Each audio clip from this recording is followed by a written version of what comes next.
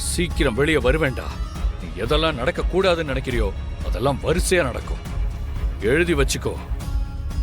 ஒரு நிமிஷம் கூட நான் ஜெயில இருக்க மாட்டேன். அது மட்டும் இல்ல, நாளைக்கு ஆட் ஷூட் நடக்கும். அந்த ஆட் ஷூட்ல கன்ஃபார்மா நான் தான் ஜெயிப்பேன். எங்க கம்பெனி நம்பர் 1 வரும்.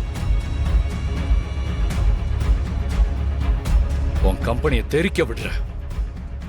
எங்க அப்பாவோட கனவை நான் நிறைவேற்றி காட்டு வேண்டாம். அப்போ உன்னால இப்படி சிரிச்சிட்டு இருக்க முடியாது. நீ செஞ்ச அக்கிரமத்துக்கெல்லாம் இதுதான் நான் உனக்கு தரப்போற பதிலடி.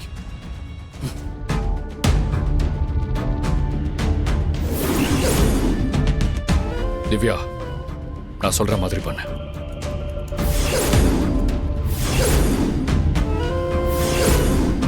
திரு திவ்யா கிட்ட என்ன சொல்றான்?